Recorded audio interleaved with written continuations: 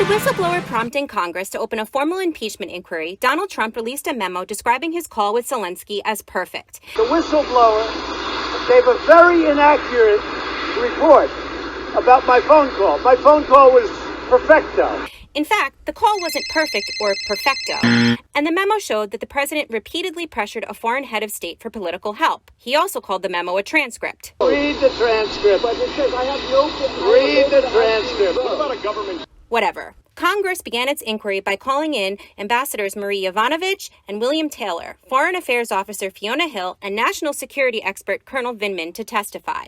The first interviews were held behind closed doors in a secure compartmented information facility, or SCIF, to protect state secrets. Taylor talked about aid being withheld from Ukraine for domestic political reasons. Yovanovitch described lies told about her and how fiction and innuendo were used to manipulate the system. Vindman said he was worried Trump's call would undermine U.S. national security.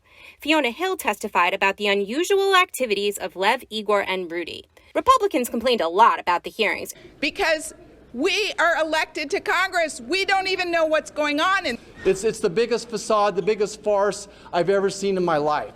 And tried over and over to make the whistleblower's identity public, which was something the president really wanted too. The whistleblower, because of that, should be revealed. Dozens of Republicans even staged a fake protest, storming into the SCIF and ordering pizza like they were having a party. When the committees began conducting hearings in public, they were broadcast live on television, and witnesses explained what had happened in dramatic ways. To withhold that assistance for no good reason other than help with the political campaign made no sense.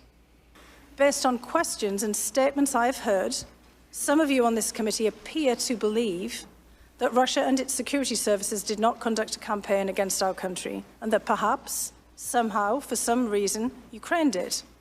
This is a fictional narrative. Ukrainians were fighting Russians and counted on not only the training and weapons, but also the assurance of U.S. support. While Ambassador Sondland's phone was not on speakerphone, I could hear the president's voice through the earpiece of the phone. The president's voice was loud and recognizable, and went on to state that President Zelensky, quote, loves your ass. I then heard President Trump ask, so he's going to do the investigation. Ambassador Sondland replied that he's going to do it.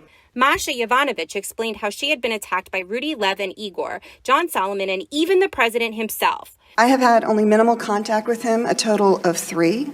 I do not understand Mr. Giuliani's motives for attacking me. When I returned to the United States, Deputy Secretary of State Sullivan told me there had been a concerted campaign against me, that the president no longer wished me to serve as ambassador to Ukraine, and that, in fact, the president had been pushing for my removal since the prior summer.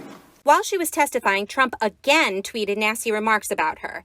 Finally came the leader of the Amigos, Gordon Sondland, to say that, yes, when Ukraine needed the help America had promised, the president had demanded something for himself personally.